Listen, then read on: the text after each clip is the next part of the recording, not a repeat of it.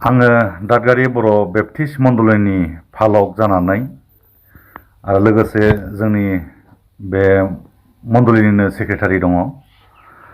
दा जोंनि दादगारि बर' बेप्टिस्ट मण्डलिनि माखासे फोथायारिफ्रा जायखौ फिरस नार्जारि ओमफ्राय आबसालम बसुमतारी होननानै बुङो, बिसोरो सिन्था खालामदों आरो बोसोरै सिन्था खालामो बिथांमोनहा जे जोंल' गाननानै जोंल' जानानै जों गोजोननाय मोना, बे बाथ्राखौहाय बिथांमोना जोंनो फोरमायदों।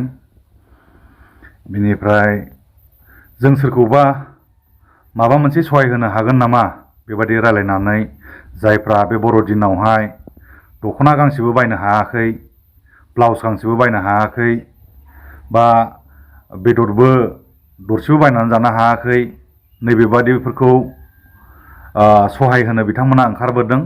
बेबायदिनो बिथांमोना बेबायदि ओंखारबोनायखाय जों मण्डलिनि जानानै जायफ्रा रान्दि दुखि एकदम गरिब अबस्थानि मानसिफोर बिसोरनोहाय मैया 23 तारिख ओमफ्राय दिनै 24 तारिख बे साननैयाव जोङो 27 खान दख'ना, ओमफ्राय 27 खान ब्लाउस, बेनिफ्राय उल सादिर, ओमफ्राय गस्ला गुदुं बेबायदि राननानै होनाय जाबाय।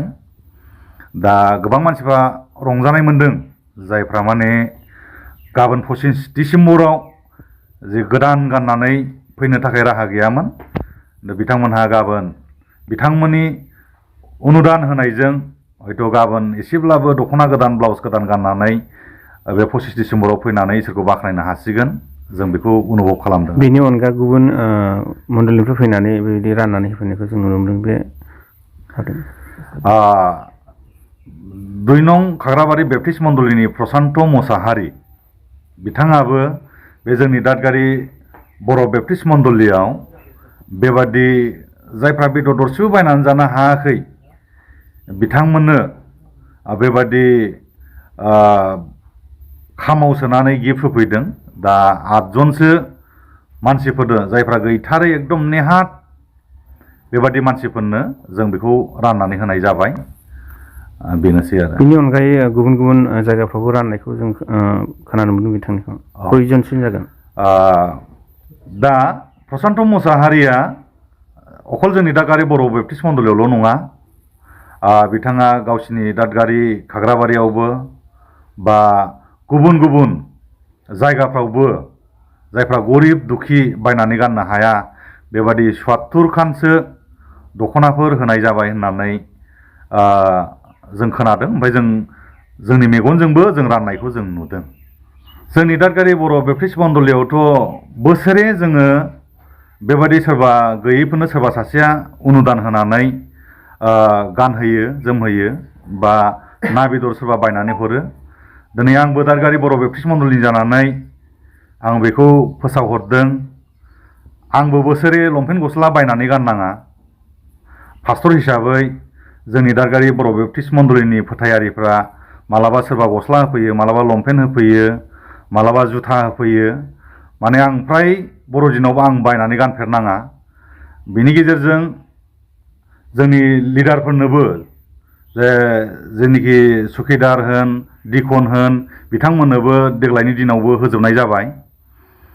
बिनि गेजेरजों आं मिथिहोनो लुबैयो जे जोंनि बिबिसिनि सिङाव थानाय बा जोंनि जेसेबां खृष्टान डिन'मिनेसनफोर दङ,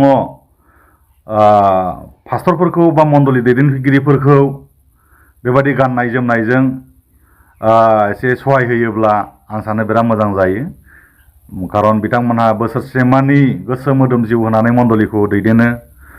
बेनिफ्राय जेब्ला बेबादि खस्थ' मावनानै सोरबा सासेया बेबादि फालक, दिकन, सेक्रेटारि, भरालि बा महिला फालकनि बा सेक्रेटारि जेसेबां मण्डलियाव दैदेनगिरि डिपार्टमेन्टफोर दं बिसोरनो माबा मोनसे होयोब्ला फिसा गिफ्टब्लाबो बिराद रंजानाय मोनो, जायखौ आंबो गस्ला गांसे मोनोब्ला बिराद खुसि जायो।